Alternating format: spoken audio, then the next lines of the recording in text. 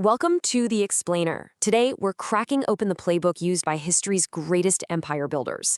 Between 1450 and 1750, you had these massive land-based empires, the Ottomans, the Mughals, Ming China, just dominating the globe.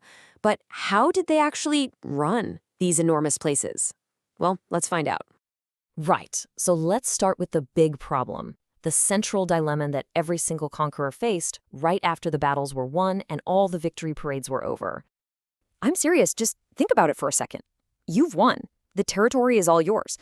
But now, what do? How do you keep it? How are you going to govern millions of people who speak different languages, worship different gods, and, let's be honest, probably aren't all that thrilled about your new management? This is the real challenge. So it really boils down to two huge problems that rulers had to solve at the exact same time. First, you've got legitimacy. This is all about convincing people that you should be in charge. It's the PR campaign, right? The story you tell to justify your power. And second, there's consolidation. This is the nuts and bolts, the practical steps you take to build the systems that actually let you stay in charge. This is the machinery of control. So let's dig into consolidation first. Let's look at how these rulers built the actual state machine, the bureaucracies and the armies they needed to enforce their will across these huge distances. I mean, it makes sense, right? A bigger empire means you've got way more to manage. Taxes, laws, defenses, all of it. And that requires more officials, more systems. But here's the key question. How do you make sure all those officials are loyal to you and not to their own local power bases? Rulers had some truly ingenious and sometimes pretty ruthless solutions for this. Let's take the Ottoman Devshirme system. It was brilliant. The Ottomans would go into Christian communities in the Balkans, recruit young boys, and bring them to the capital, Istanbul. There, they'd be converted to Islam and given an absolutely elite education. The goal? To create a whole new class of top-tier administrators who owed everything, their position, their wealth, their very lives, directly to the Sultan. For these boys, it was a path to immense power they could never have dreamed of otherwise. And this system didn't just fill up the government offices. Oh no, it also fed directly into the military. The most famous products of the Devshirme were the Janissaries. These guys were an elite infantry force trained from childhood to be ferociously effective soldiers with absolute, unquestioning loyalty to the Sultan. They were the rock, the unshakable core of the Ottoman army. Now, for a really fascinating contrast, let's jump over to Japan and see how the Tokugawa shogunate handled its warrior class. After centuries of non-stop civil war, Japan was finally at peace, which created a brand new problem. What in the world do you do with thousands and thousands of samurai who suddenly have no worse to faint? Well, the shogunate's solution was to turn them into administrators. But the real masterstroke was changing how they got paid.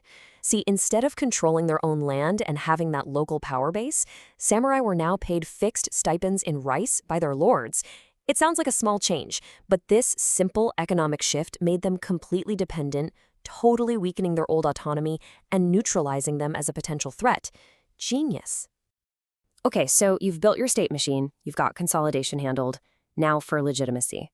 Let's explore how rulers used religion, art, and just awe-inspiring architecture to project this image of absolute, unquestionable authority.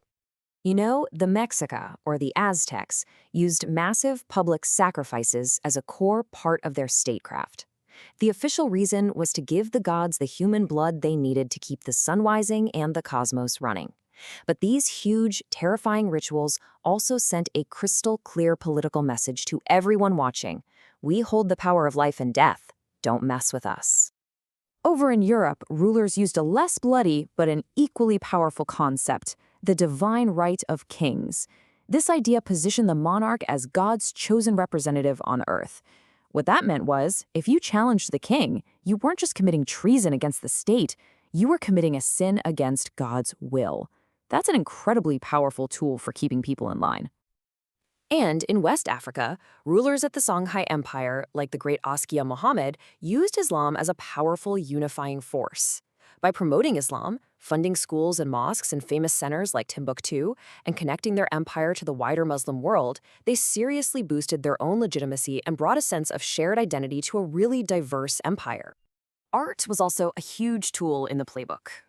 The Qing rulers of China, for example, were Manchu. They were ethnic outsiders ruling over a Han Chinese majority. So what did Emperor Kangxi do? He commissioned official portraits that deliberately showed him as this wise Confucian scholar, embodying the very cultural values his subjects held dear. It was basically a visual PR campaign to say, hey, I may be Manchu, but I respect and I will uphold your traditions. And of course, nothing projects power quite like a building you simply cannot ignore. Grand palaces, massive temples, elaborate tombs, they're all a very direct, in-your-face statement of wealth, power, and often a connection to the gods. And the ultimate example has got to be the Palace of Versailles, built by France's Sun King, Louis XIV. Its astronomical size, the lavish gardens, the famous Hall of Mirrors, everything about it was designed to just overwhelm visitors and communicate the absolute, unrivaled power of the French monarch. But here's the really brilliant part. Versailles was more than just a symbol. It was a political weapon. Louis required the powerful French nobles to live at the palace for most of the year. And by keeping them all close, making them compete for his favor, and disconnecting them from their own regional power bases, he basically turned the palace into a luxurious prison, a gilded cage that centralized all power directly in his hands. All right, but let's be real. Armies, palaces, giant bureaucracies, all of this costs a staggering amount of money. So how did rulers pay for it all? Let's dive into the economics of control. Empires came up with different systems, and each one had a neat strategic benefit. The Mughals in India used local elites called zamindars to collect taxes, which was a great way to bring potential rivals into their system.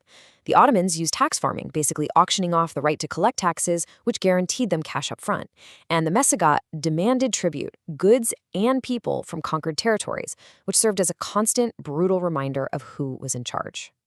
And over in Ming China, a seemingly simple policy change requiring that all taxes had to be paid in silver had these enormous consequences, not just for the empire, but for the entire world. On the one hand, this move totally standardized the economy and fueled global trade, because now massive amounts of silver were flowing into China from the Americas to meet this demand. But the downside? It was huge. It eventually caused serious inflation and made the entire Chinese economy dangerously vulnerable to the global supply and the price of silver. So, when you look at the big picture, you see that successful rulers couldn't just rely on one strategy. No way!